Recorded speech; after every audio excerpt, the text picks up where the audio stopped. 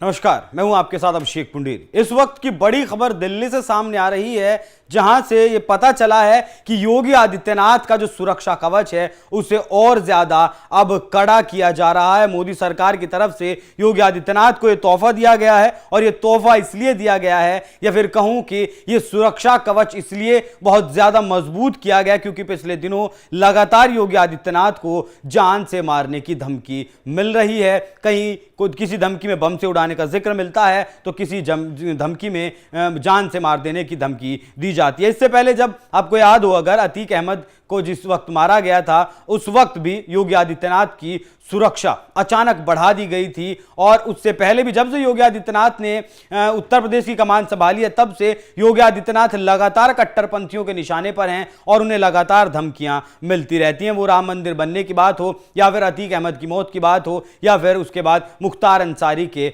मरने की बात हो। इसी को ध्यान में रखते हुए जो योगी आदित्यनाथ की सुरक्षा है, योगी आदित्यनाथ के पास एनएसजी की सुरक्षा है, Z+ श्रेणी की सुरक्षा है, उसे अब और ज्यादा कड़ा करने के लिए करोड़ों रुपए के विशेष उपकरण खरीदे जाएंगे। क्या क्या है वो उपकरण, वो भी मैं आपको बताऊंगा। लेकिन उससे पहले मैं आपको बता दूं कि 4 लेयर में योगी आदित्यनाथ की सुरक्षा की जाती है। एक लेयर में एनएसजी कमांडो रहते हैं, दूसरी लेयर में एसपीजी के कमांडो रहते हैं, तीसरी में आईटीबीपी के, सीआरपीएफ के जवान रहते हैं, और साथ ही यूपी पुलिस के जवान भी होते हैं। तो इस तरीके से योगी आदित्यनाथ की सुरक्षा है। लेकिन अब उस सुरक्षा को और ज्यादा खास करने की जिम्मेदारी जो है वो मोदी सरकार ने ली है, और इसमें अब पुलिस विभाग योगी आदित्यनाथ के विभिन्न जिलों के दौरे के वक्त उनकी सुरक्षा के स्तर को और मजबूत बनाने की तैयारी में जुट गया है। जो सामान खरीदे जाएंगे उनमें ड्रोन शामिल हैं, बॉडी वॉर्न कैमरा शामिल हैं,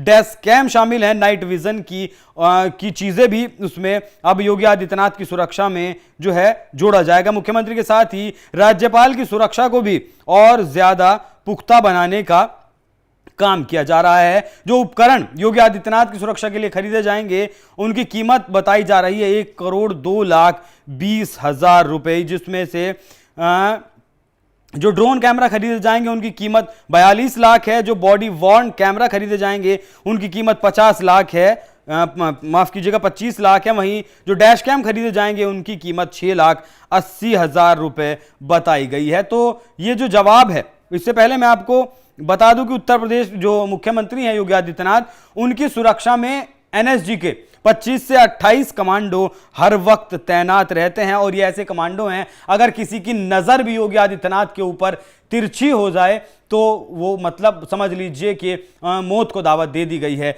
एक बार योगी आदित्यनाथ के दौरे में एक असामाजिक तत्व घुसाया था, जिसके पास रिवॉल्वर भी मिली थी। उस वक्त भी बड़ा बवाल योगी आदित्यनाथ की सुरक्षा को लेकर हुआ था। तो मैं आपको बता दूं कि 10 एनएसजी और एसपीजी के साथ पुलिसकर्मी, आईटीबीपी, सीआरपीएफ के जवान जो है योगी आदित्यनाथ के एस्कॉर्ट में रहते हैं। जब योगी आदित्यनाथ का फ्लीट चलता है, जब योगी आदित्यनाथ का काफिला चलता है, तो उसमें तकरीबन 15 गाड़ियां शामिल रहती हैं। इन्हीं के लिए सब डैश कैम वगैरह ये खरीदे जा रहे हैं। बुलेट प्रूफ गाड़ी में योगी आदित्यनाथ चलते हैं।